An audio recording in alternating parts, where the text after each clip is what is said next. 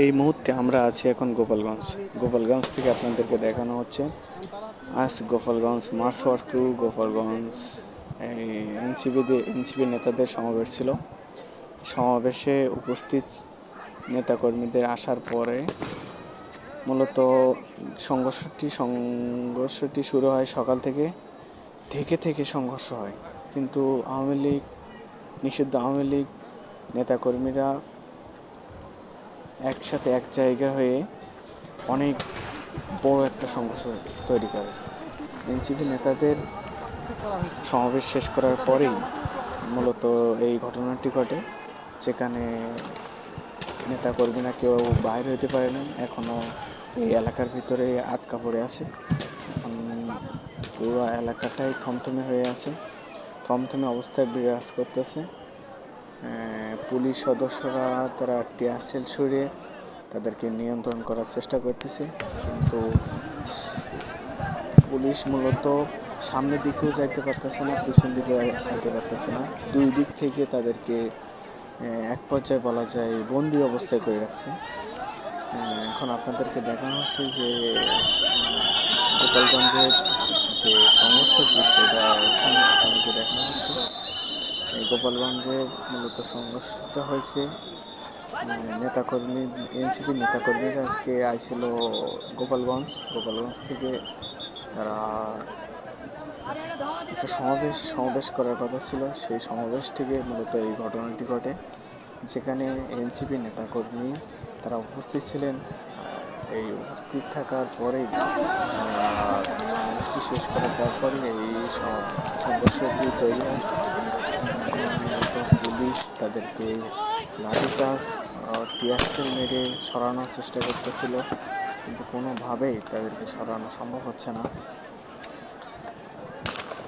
এক পর্যায়ে বলা যায় যে পুলিশ তাদের দিকে টিয়ার সেল মারলেও তারা সেখান থেকে সরতে চাইতেছে না, কারণ তাদের লোক সংখ্যায় অনেক বেশি। এই জন্য মূলত এই সমস্যাটা দেখা যাচ্ছে।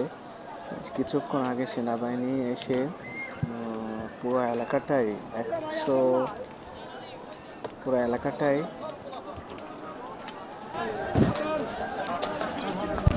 শান্তিপূর্ণভাবে একটা পরিস্থিতি ফিরে আনার চেষ্টা করছিল। ঠিক একইভাবে পুরো এলাকাটাই উত্তেজনা শুরু হয়েছে। এখন আপনাদেরকে দেখানো হচ্ছে যে গোপালগঞ্জে এখন মূলত পুলিশ আর সাধারণ জনতার ভিতর, পুলিশ আর ছাত্রলীগের ভিতরে সংঘর্ষ হচ্ছে। তারা ইট পাটকেল ছুঁড়ে তাদের দিকে লক্ষ্য করে তাদের দিকে মারছে, এবং পুলিশ তাদের লক্ষ্য করে টিয়ার সেল ছুটতেছে। এখন টুঙ্গিপাড়ার মূলত এই শেষ আপডেট। এখন পুলিশ সেনাবাহিনী যৌথ বাহিনীর উদ্যোগে পরিস্থিতি নিয়ন্ত্রণ করার চেষ্টা করেছিল বিকেলে। এখন সেনাবাহিনী চলে যাওয়ার পরেই মূলত পুলিশ তাদেরকে সরানোর চেষ্টা করেছিল।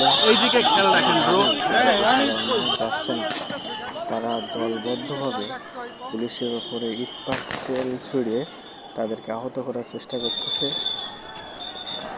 পুলিশ তাদের সরানোর জন্য টিয়ার সেল মেরে তাদেরকে মূলত সরানোর চেষ্টা করতেছে, কিন্তু কোনোভাবেই তাদেরকে সরানো সম্ভব হচ্ছে না। পরিস্থিতি মূলত এখন পুরাটাই থমথমে অবস্থানে আছে। 144 ধারা জারি চলতেছে টুঙ্গিপাড়া এলাকায়। মূলত সংঘর্ষটি শুরু হয়েছিল বিকাল থেকে, এখনো পর্যন্ত সংঘর্ষ চলতেছে। পুলিশ বনাম ছাত্রলীগ দুজনের মধ্যেই মূলত এই সমস্যাটি চলতেছে। আপনাদেরকে আরও দেখাবো যে এখানে মূলত কি হইতেছে। আপনারা দেখতে পাচ্ছেন যে পুলিশ তাদের লক্ষ্য করে টিয়ার সেল নিক্ষেপ করতেছে।